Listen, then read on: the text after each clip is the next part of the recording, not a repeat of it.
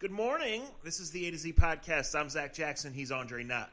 Shouts to Scene, the Honeymoon Grill, to American Fireworks, and Cleveland Whiskey for helping to make this thing happen. American Fireworks is a good place to get gift certificates for Christmas presents, or just go ahead and be that crazy uncle this year, buy some fireworks, and bring them to the Christmas festivities.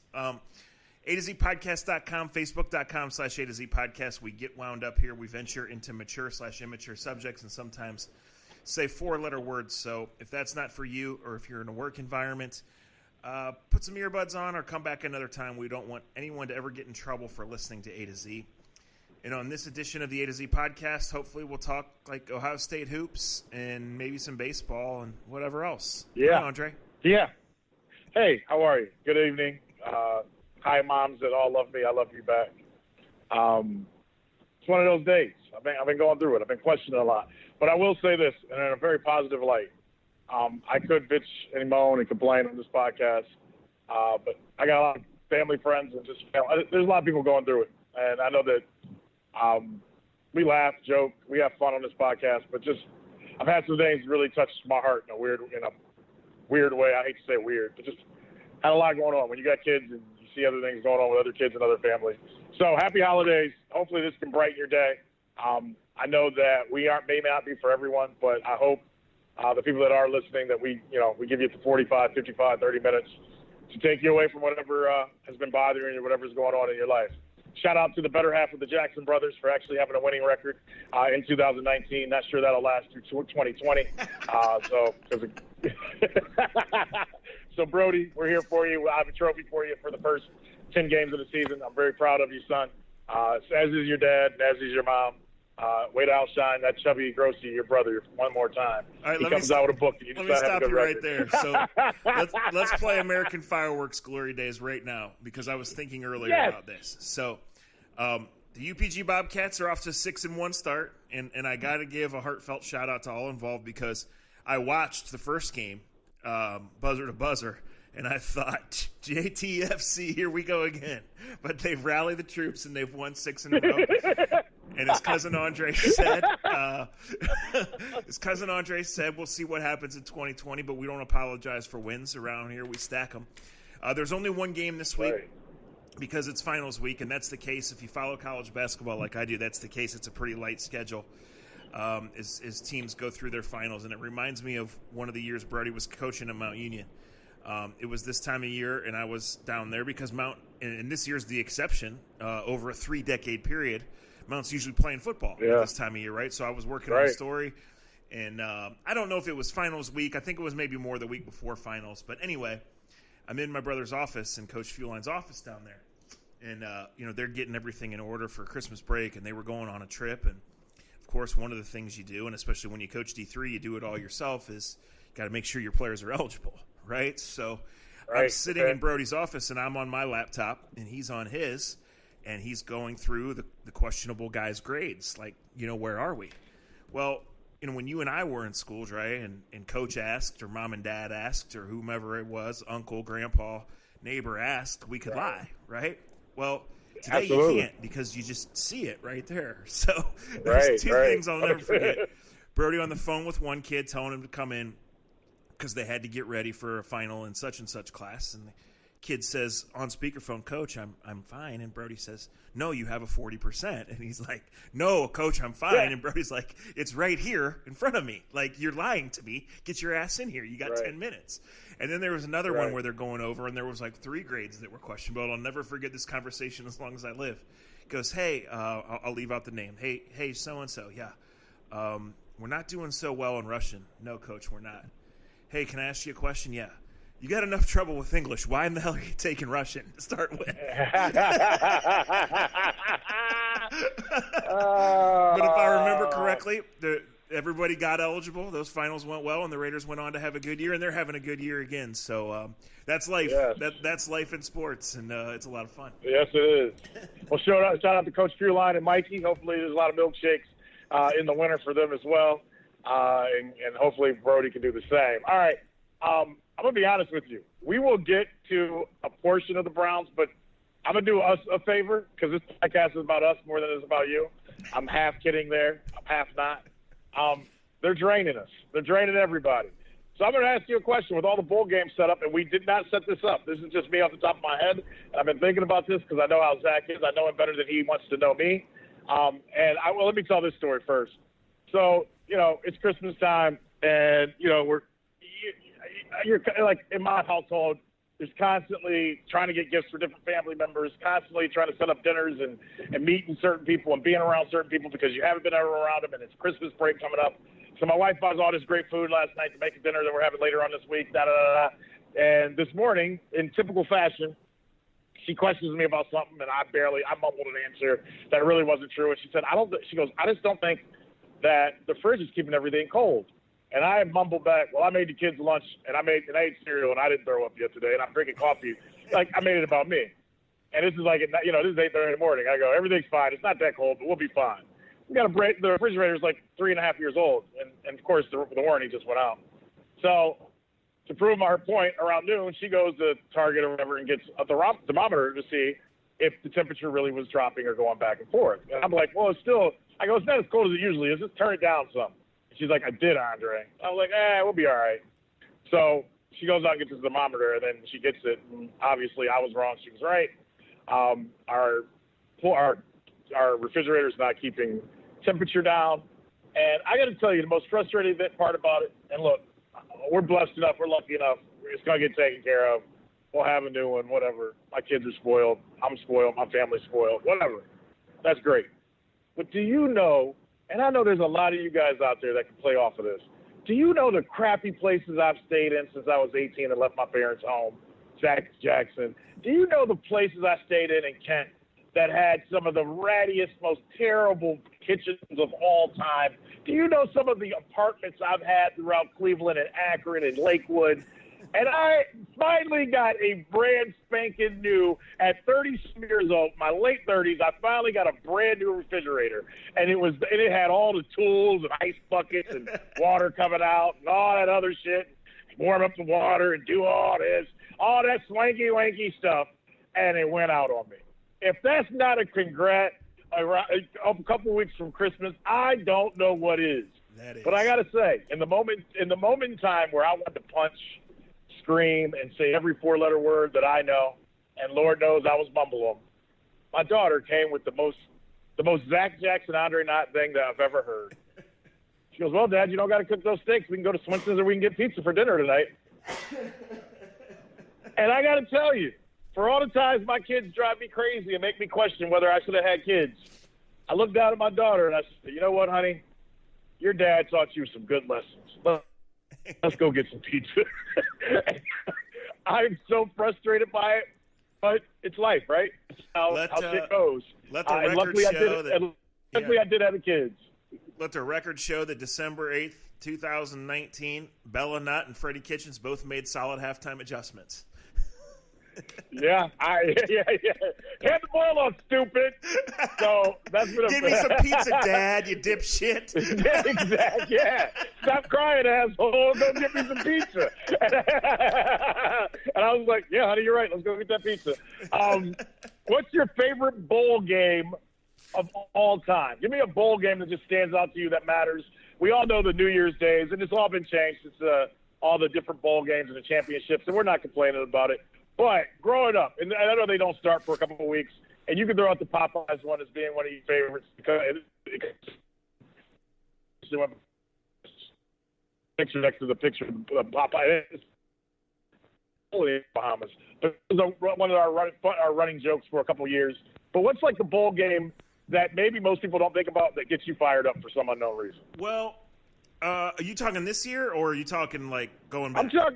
I'm talking in general, and then we can go into this year. Okay, It's like some people say the Rose Bowl. Like, we all have like a game. Like, but is it like mine used to be like the Blue Bonnet whatever bowl that was like on a Friday night.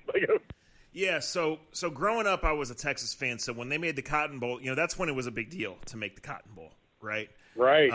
And it'd be the early game most times on January 1. Again, I want all you guys off my lawn because this is when the bowl games were on January 1. And the only time they weren't on January 1 is when January 1 was on a Sunday, and they were on January 2, right? So that was a big one. But I do have memories as a kid and as a non-kid. when they pan that Rose Bowl and you see the scenery and the colored end zones, and it just feels like the Rose Bowl. You know what I mean? And right. I've checked a lot absolutely. of things off my football bucket list, but it hasn't been the Rose Bowl yet, and I want to do that. Games I remember a lot of them when Texas finally won the national championship with Vince Young, and they came back against that awesome USC team. That was one. When Tyrell was playing for Northwestern, they were playing in the Sun Bowl, and the same guy returned 2 onside kicks for touchdowns. I was sitting in a hotel room somewhere watching that. I could go on and on and on. And I'm glad you brought this up because shout out to Sean Lewis and Kent State, a program that's budget is like similar to this podcast's, right? And they've been dismissed for a long time. And when they went to that bowl game back in 2012, they hadn't been there since my mom was a student there, which was in the 1940s. And so for this team, this is the hand they were dealt. Non-conference games at Wisconsin, at Arizona State, and at Auburn. One non-conference home game against Kennesaw State, a power in 1AA. That's a tougher schedule than freaking Clemson played. And they got hot. Kent State got hot at the end of the year. They won on the road on Black Friday. They're going to the Frisco Bowl. It's actually an interesting game because the other team, Utah State's quarterback, Jordan Love, has declared for the draft, so it'll get a lot of love. But honestly, shout out to Coach Lewis and to all the Flashes because that is a hell of an accomplishment. And so many 78 teams make bowl games, and they all run together, and they're exhausting. And over half the teams don't give a shit about being there. But I can promise you that Kent State will give a shit, and I can promise you in the football landscape that matters. Yeah. I'm glad you brought up that because, we all go back and you have your feelings about 4 teams, 8 teams. We all do. Everyone has, how many teams should be, can battle for the championship, and we can go back and forth on that. But I think you just said something that I think a lot of people lose track of, and it was always the pageantry and the coolness of the bowl season, is that every game wasn't for the national championship, but there was some pride in being in a bowl game. And I think there still is a pride, especially for a school like Penn State or Kent State. There's so many schools that there's a pride for being there. They get to play one more game. And I think in sports we forget, and I'm not blaming journalists or blaming any of us. It's just the world we live in. I think a lot of us forget the feeling of being, the senior that knows he's not going to a bowl game. He's not going to be practicing or going to the combine. That's it. This is it. I think there's something to the culmination of a career or culmination even of a season to have that extra game. That's why it stands out to me. The one game, and the only reason I brought this up is because I remember, I want to say this is probably 2010-ish, 8-ish, around there, when Boise State and Ian Johnson played in the Fiesta Bowl against Oklahoma, and they ran all those and that's not my favorite bowl game of all time, but it's one that just sticks with me because I remember that was like the night, that was a game at night. Everybody was crazy hungover. It wasn't like the game, and everybody thought Oklahoma, everybody thought Oklahoma was just going to get their door, blow the doors off Boise State. And I think it's Chris Peterson that was the coach at Boise State at the time. And they ran every route, the Statue of Liberty. And then obviously everybody remembers they win the game. They go to 2-point, and Ian Johnson runs up in the stands and gets engaged to his girlfriend. It stands out to me. Now, there's a ton of Rose Bowls I can remember growing up. But I think that's the cool thing about it's the last hurrah. I always say, for as much excitement as it is about Championship Saturday in college football, I'm always a little sad. I always say, I'm sad because I know that my Saturdays are going to be different going forward, for the rest of the year. It flies by, especially with my year now with baseball not ending until October. I don't get up. I don't get as excited for opening day of football like I used to because I just can't enjoy it like I used to. You know what I mean? But I do enjoy the last 6-7 weeks of it. And I know this Saturday, no offense to Army Navy, it's just going to be different. I know there'll be some Division II, and I know I'm not supposed to call it Division II or Division III. I know there'll be some other games, but it's just not the same when you get 65 games all day long, and I can stay up till 2:30 watching college football. That to me is my pleasure of pleasures. So shout out to all the football players, all the coaches that made this year what it was. Think it's over. Can't wait till the bowl season. Who's your number? Who did the committee get it right in your opinion for the top 4 teams? I do put it this way. Although I don't think there were easy decisions, I do think the committee got it right. However, I think what makes this playoff great and different from the others is that those 3 teams legitimately could win it, and it won't be an upset. right? I just don't. Yeah. Except, you're right. Yeah, you said 3 teams, right? Yeah, 3 teams. Yeah. Okay, yes. Yeah, if Oklahoma was to beat LSU, that would be a tremendous upset. Yes. No doubt. But yeah, I just think, LSU is clicking and Joe Burrow is awesome. And, Clemson has been under the radar. Who have they played? Well, nobody. But guess they're good, what? though. They're freaking loaded. They're loaded. They're damn good. Everybody needs this rest right now, Dre, and I think Ohio State more than anybody else because they played 3 really good teams at the end, and it's a lot. It's a grind, and we've seen Ohio State teams with similar talent levels. I'm not going to get in this argument about who's more. We've seen them drop a game along the way because it's hard. No doubt, right? It's hard. Well, this team had no slip. This team had no slip. This team had 1 lapse, and that was against a really good Wisconsin team in the first half. Right, and then they hit the gas. I don't think they had but I don't even think they had a lapse. I think they just got punched in the mouth by a good team. Yeah, right? And you know what? Can we say that? Yes, you can. And to me, it's a shame with college football when it's so comes down to one play or one can cost you. Because in college basketball, Dre, when you play the conference tournament, if you get beat, you go home, you get fresh, you're still alive in the 64. Right. But when you have the circumstances in the conference championship games in college football are so different because 2 teams are playing rematches, 2 aren't. LSU could have lost the game and still gotten in. Like and Ohio State just played Wisconsin in mid-October and whomped them. And Wisconsin is a really good program. Jonathan Taylor is going to be a first-round running back. They have offensive linemen.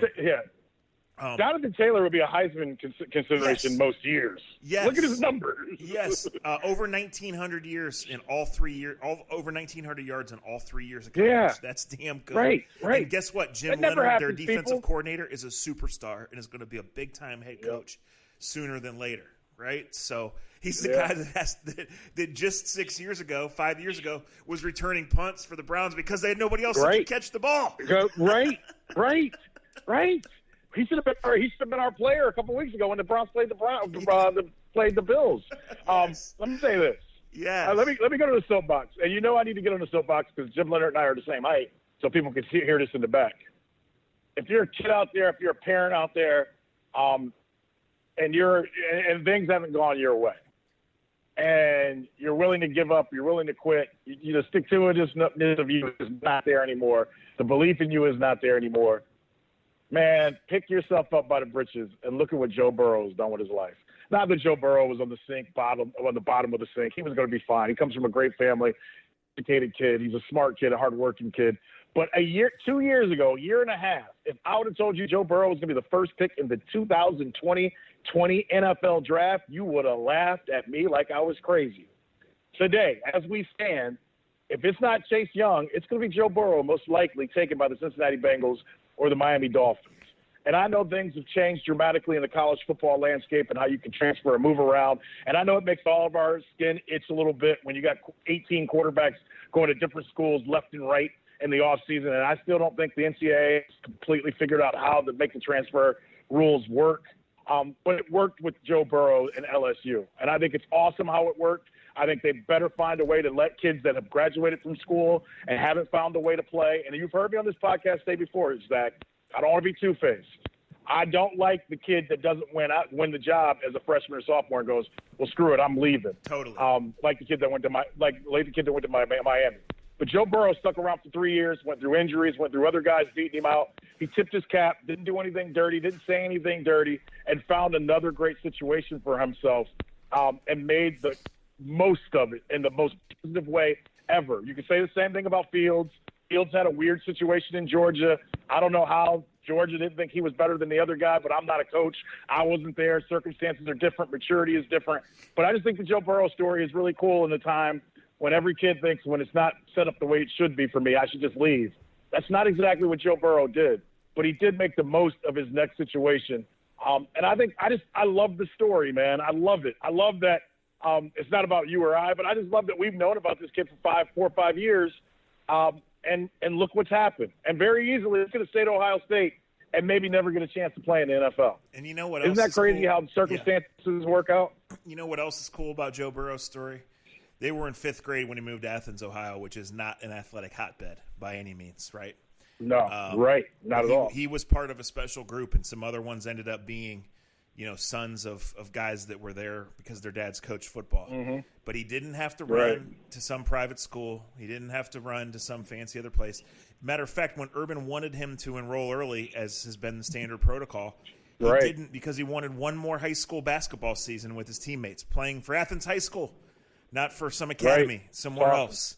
Right. He paid his dues. He did his work. He got stronger. He got better. He waited his turn. It wasn't going to come at Ohio State. Even when he got to LSU, there were other guys there. He wasn't promised anything. Now he's won the Heisman Trophy, and he's going to be the number 1 pick in the draft. And he did not have to go to IMG Academy or to some special quarterback school or to some other bullshit to do it. He played with his friends. He put in the work. He won. He lifted them to new heights everywhere he's been, Athens High School, and now at LSU. I mean, you should hear Odell and Jarvis talk about Joe Burrow. Like, damn, what if we could have played with that guy? LSU finally got a quarterback. You know how scary that is? And when you turn on the TV on Saturdays, we've seen how scary that is. Yeah, that's Nick. Hey, you can say what you want. Nick Saban's biggest nightmare in this season, it's not Tua getting hurt. It's LSU having a quarterback and willing to throw it the way they are. Yes. Because Nick Saban knows from being on both campuses and knowing how recruiting goes. If LSU is willing to open it up and they can find the right guy to throw to the athletes they have, they are going to be a bitch to beat for a very long time. Unintentional segue here. I'm glad you brought this up.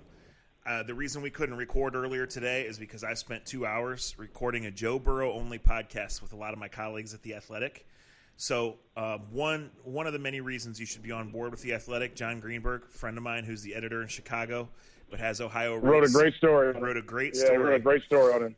And, came back and kind of traced the whole thing. And basically the high school offense was 3 plays and let Joe decide what he saw. Yep. And LSU's kind of one done a run version play, of right? that, right? Spread it out, let him read, let him make throws. I was there that night in New Philly when they trailed your alma mater at half, and St. V had a great game plan. And in the second half, the kid just threw too many dimes. You just couldn't keep up with him.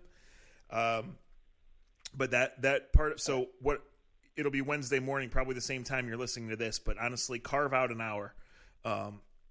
We talked to the NFL side of Joe Burrow. We talked the Ohio State recruitment and transfer side of Joe Burrow. We talked about LSU legend Joe Burrow, and we talked about Athens, Ohio, and how it's just embraced and so proud of this kid who's homegrown there and has done this. So I want you to make sure that you log on and do that for me. Yeah, look, like you said, this is completely unintentional. I had no idea he did this. I just knew he blew me off. But I already read John's story that he wrote. John does a great job. I've met him a couple of times in Chicago. He's known Zach way too long. But just talking about the economics of Athens, he paints – I don't want to give the story away. The story is just really good, really well done. So check it out. And like I said, the Burrow story is great. I think the Ohio State story is great. And what they've accomplished and what Ryan Day went about doing and winning that game. I know some of you, Pete, I love you. Some of you were hyperventilating at halftime last Saturday when they were in Indianapolis. And I think the one thing I texted our group and I said, it's not like I never thought Wisconsin was going to win. And you can call me crazy, call me whatever else. But I think I said at halftime, Zach, I was like, we're all acting like Wisconsin wasn't a top 5 team for the first 2 months of the season until Ohio State waxed them. And I think the one thing we forget in college football seasons, even at Big Ten schools like Wisconsin, a school that has so much talent and everything else, it is hard for most teams to maintain just what they're doing for entire seasons because of injuries and because, like Ohio State, you can lose your first and second corner and go to your third corner, and he's probably a 3.5 star, 4-star kid, right? Exactly. But at Wisconsin, when you lose your 3-star corner or your 3-star tackle or your 5-star tackle, most likely you're going down to your 2. It's just the level after injuries and after guys disappoint. It's way different when you're not at one of those top, 5-6 schools. And Wisconsin had something that we should all respect. They have some freaking pride in who they are and what they are. And they played with it on Saturday, and I thought that was great. I think Ohio State should be the number 1 team in everything that we said. To go back to all of this, I have nothing against LSU. I get LSU went to Bama and won. But when I look at the rest of their schedule and I look at who they beat, and no offense, if we want to make the SEC to be out this big bad dog that we always used to make it out to be, and I'm not pushing it down in the corner, Zach, but it's not what it was 6 years ago or 7 years ago. And when I look at Ohio State beating Penn State, beating Wisconsin twice, and I'm not like Ohio State honk. I'm not one of those guys. I just think legitimately Miami of Ohio wins the MAC. Cincinnati played in this championship game. These are the non-conference games and teams that Ohio State played. I don't get into all the numbers and everything else. I just think this is the one time in a long time, if it was up to me, it would have went OSU, LSU, Clemson. And I'm saying that as a person that I think that Ohio State-Clemson game is going to be unbelievable. We don't have to preview it right now. But legitimately, whoever walks up that field, hold their head up, damn near should get a half of the trophy just for that. Yeah, not what they got to do the following week. I don't have any problem with that thought, Dre. I am convinced it was very close. I think they ended up ranking them in order of who had the best win, and I think they just judged at Alabama to be the best win. And I think then to go whomp Georgia the way they did on a neutral site probably was the icing on the cake. And you're right. Ohio State had a series of good wins. Ohio State sought out a much tougher non-conference schedule. Conference schedules, sometimes you can't control who you play away, right? Who has a good year, who starts out decent and then doesn't have their quarterback or doesn't have something by the time they come and get you, right? LSU's offense was really good, as was Ohio State's. I mean, they played two close games all year long, right? I think if the end decision was based on the best win and whose quarterback was playing the best, then I don't have a problem with LSU being number one. Still really close. But yeah, still like really I said, close. I'm not trying to argue and tell you that you're wrong, that Ohio State should absolutely been number two.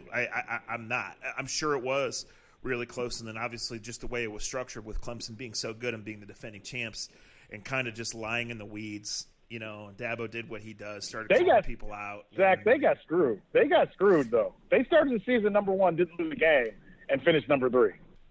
Yeah, but think about that. You can go through everything. Why do we make them number one if you're going to screw them like that for their schedule? They did. Now listen, they did schedule one non-conference game that matters, Texas A&M, and then A&M ends up going 6-6 or something like that. Yeah, right. It just the ACC blows like flat out. Just sucks. I mean, and it's not their fault, but that's what it is. The ACC they're supposed to be 2 title contenders in the ACC, Clemson and Florida State. Well, Florida State fired their coach in October. It's just it just wasn't happening. No, so didn't Florida State and I've mentioned this to you like 4 times in text messages. Florida State reportedly raised $17 to $20 million from their boosters to get rid of their coach. Yeah, and we don't want to pay players. $17 to $20 million to tell Willie to go away. Yeah, that's what big time college football is, people. So when people complain about giving plane tickets to kids and all the other rigmarole that we hear, think about that. Florida State was like, you know what? We just hired you, Willie. We don't like you. Let's raise $20 million and get him out of here. It's time but to they won't do that the rules. It is. Yeah, man. Absolutely. All right. I only got a couple more minutes, and we got that. So what do you think about LeBron James and what's been going on in the NBA, Zach? I was looking to talk some Garrett Cole. You know me. No, I do have one legitimate baseball question, and if I don't ask it now, it's going to get lost. Let's do it. Okay? Yeah, do it. So, NFL free agency is fool's gold, like 7 out of 10 times. Yeah. Right? And NBA, even in the NBA, is starting to react with these ideas being floated around about a midseason tournament and all this shit. They realize that it's not about winning. They realize it's all about hype. But everybody knows. We do need to do a pod. We do need to do a pod about that, too. Go ahead. But kids, Dre, from 8 years old know that July 1st is the day in the NBA, right? That's when all the player movement. And guys talk about it 2 years in advance, and we count down and all that. And it's made its own industry. It's helped restore the NBA's popularity, even though a lot of old white guys, me included, want it off their lawn. It is what it is, right? So how is it that in baseball nobody knows when free agent starts? How is it that just in the scan – I read more articles about Missouri's coaching search than I did about Garrett Cole and Stephen fucking Strasburg being free agents, right? Like, amazing. It's amazing, just ancient, it's amazing. And it's just – like I said, I'm not saying it's right or wrong, but it sure ain't helping that sport. Major League Baseball, and you guys all know this. If you know me, I love baseball, and I loved it before my job. Major League Baseball has an identity crisis. They have allowed They're a little bit like the newspaper industry. Don't nobody take offense. It's like the radio business, the TV business. They have somehow, some way, allowed the game to the way the world works to pass them. And it's American. And this is all my opinion. And I still love the game. And I still, even before I had this job, I went to a ton of baseball games and traveled around to see baseball games. They've allowed to pass them by and change without them really being a part of it. I know because I've talked to people, and I don't feel like I'm talking out of pocket by saying this. I know I've talked to people pretty high up in MLB that, they like MLB's thing is this, and I know a lot of people probably listening work for companies like this. MLB realizes it has a problem, so they'll go out and they'll hire one young hip executive, but then they don't change anything else. And when the one hip executive tries to give them ideas or other things that they should do, they tell them that's not how we do things. We're America's pastime. And I guess I'm going in a big way rather than answering exactly what you're saying, Zach. Well, I think that's the big issue. Yeah. Yeah, but I think that's the big issue. Like they haven't figured out or how to capitalize. And like in some ways, you don't have to be the NBA. You don't have to be Major League Baseball. I don't want to. There's certain things about baseball that I love. And I thought Jason Lloyd had a great story, and some people won't like it, but he had a great story where he talked to Javi Baez, and I remember this. He talked to Javi Baez and Lindor, who were best friends, and he talked to them he's like, why aren't you guys like NBA guys? I want to play together. The structure of baseball, and I worry about this, and I'm saying this in all honesty, I worry about this on a personal side. Baseball is going to have to change some things, and I hope that we don't have a strike coming up in a couple of years, because that's how Daddy pays for new refrigerators and pizzas and Swinsons for my kids. And I've been told, and I've been around different guys and say, hey man, save your money. A couple of years from now, it may take a little longer to start the season than it does usual.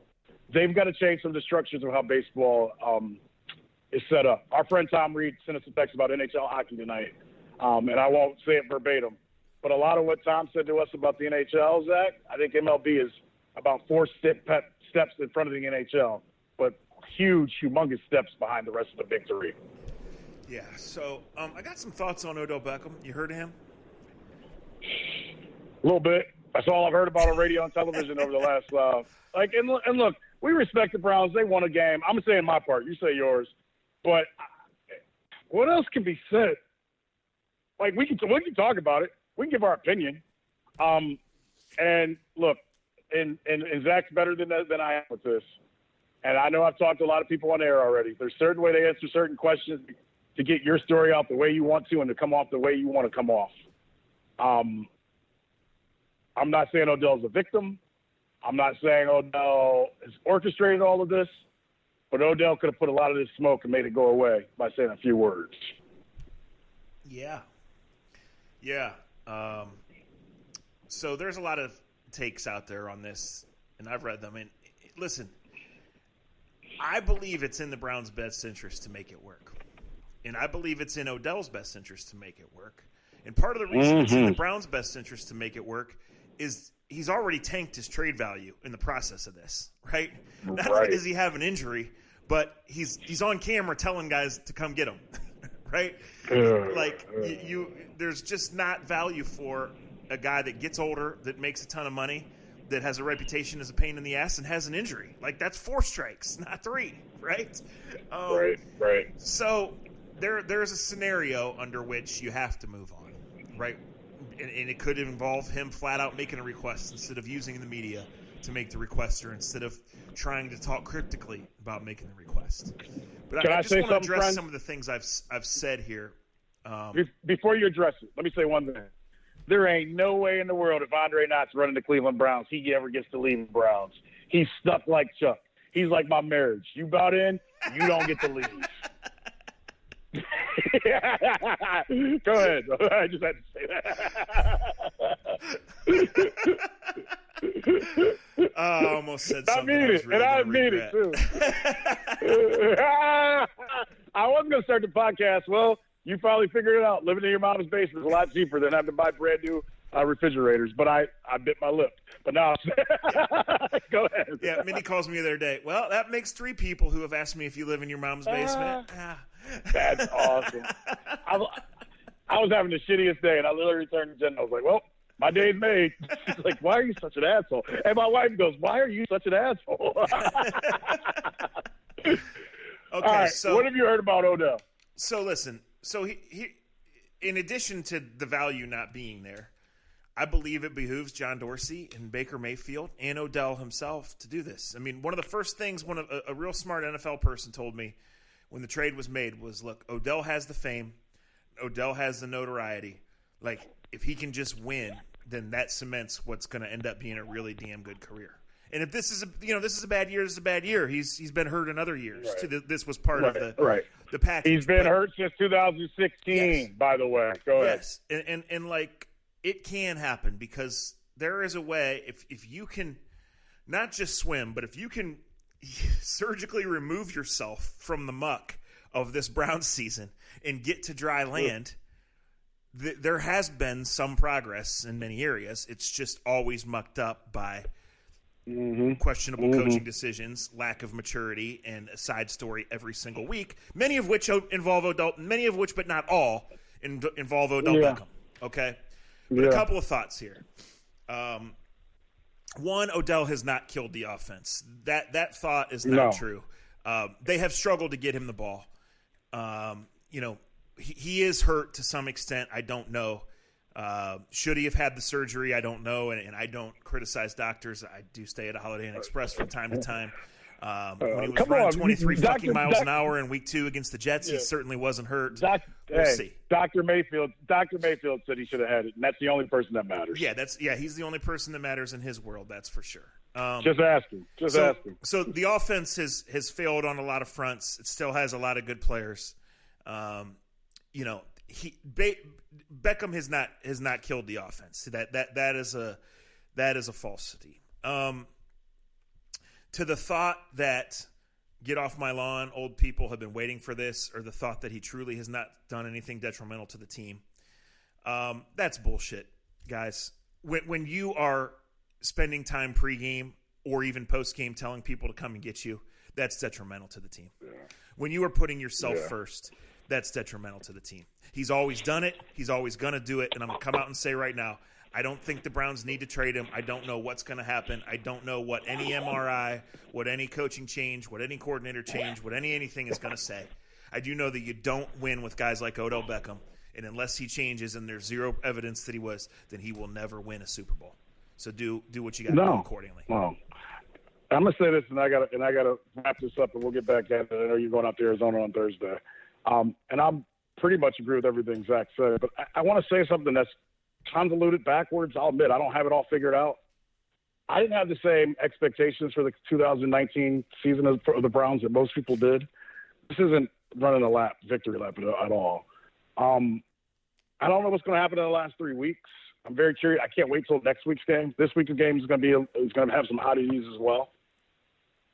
Not much for as crazy and as nutty as this season has been, Zach. And you know I mean this. And if you don't agree with me and you want to call me out, call me out. But I'm being honest. Not much about this season has surprised me. I thought they were going to win 8 or 9 games. I'm not for all.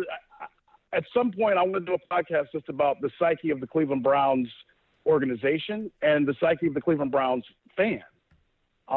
We've allowed a lot of the national attention to screw us up before the season, during the season, probably after the season. I think realistically, if we realistically look in the mirror and really look at where we were 2 years ago, 2.5 years ago, a year ago, we can talk about culture. We can talk about all this other stuff. But, dude, and when I say we, and I'm not saying it like I'm on CBD or whatever that show is. I'm not talking about the oils. Like, you have to crawl before you walk, before you run.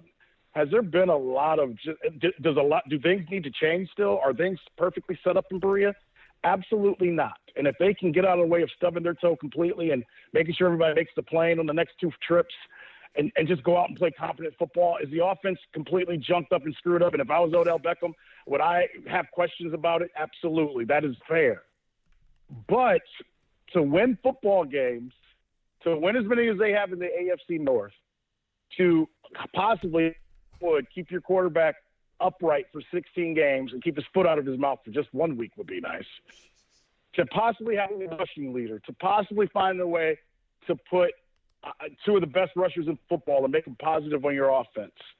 To Myles Garrett, man, he should make $20 million more for what's happened to the pass rush since he's been out. By the way, they don't have one without him. It's amazing. Like, and I'm no offense, and I'm not being negative. No offense to he is a game changer. We knew that, but you really see it without him out there. I guess what I'm getting at, for all the dysfunction, and the Brady Bunch was the best dysfunctional family we ever saw growing up, and we didn't even realize that was a weird family to have, even though Sam the Butcher was hitting on the girl that was cleaning the house. It's a whole other story on another time. I'm really not that, like, I'm not all about, like, it's not perfect, Zach, but it's a lot better than what it's been, and you might want to build off of a little bit of this, and I don't care who's pissed and doesn't like their role. We're going to come back and we're going to figure this shit out, because if we can get out of our way for a couple more weeks, we can go to the playoffs next year. I didn't think 2019 was a playoff year. I kept saying that. I know you kept going against me about it. I know a lot. I didn't see it, because I think you need to go through some of these struggles. I think especially the Browns organization, it needs to go through all of this to somehow function and realize we have all this talent and we're still not better than Pittsburgh or Baltimore. We're still not better than these other organizations. This is the offseason where you look in the mirror and go, okay, we've attained football players. We've attained guys that can score, guys that can sack the quarterback. Now, how we function day in and day out is what will make us just a joke, or we can become one of those teams we've been striving to catch up with. I can't believe I'm saying half of this, but I do believe it. I can disagree with very little you said, but I can ask you this question to counter. Do we need to recircle the wagons with this bunch, or do we need to say, okay, we have collected those players, as you mentioned. We know we're capable of being better. Do we need to get rid of the guys who are always going to be me first? It's a great question. Great question. We always say it's about the Jimmies and Joes, right? Mm-hmm. Like, you can't have a ton of them. I think that is a great conversation. Because, and I think the greatest conversation, and I don't report on the Cleveland Browns. You're one of my best friends, and I haven't said this out loud to many people. If we want the real story on Odell Beckham, why don't we go to his best friend? I'm not telling you how to do your job. Okay, well, let's close the podcast on this. Let me say one thing and then close. Okay. Let me close on one thing. Because you say all the me guys. I think, without asking you, our favorite player on the Cleveland Browns right now is Landry. I love how Jarvis Landry plays. I love how he comes about it doing his business. I don't like all his posts on Instagram. I don't like throwing parties, having parties set up on his birthday. He's not perfect, right? And some in Miami would say he was a me guy.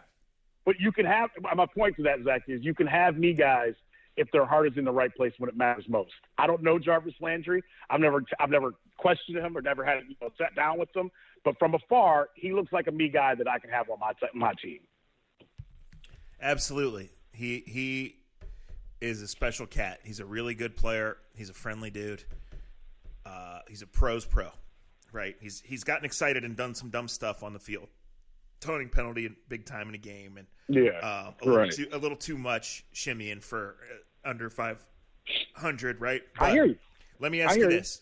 Why is that guy, who has mentioned a pro's pro, cordial, one of the nicest guys in the locker room, why does he suddenly not want to talk to the media? Because he knows the truth. He knows he don't want to tell anybody less than the truth. That's all. We'll talk to you next time on A to Z. All right. Love y'all. Konnichiwa, refrigerator.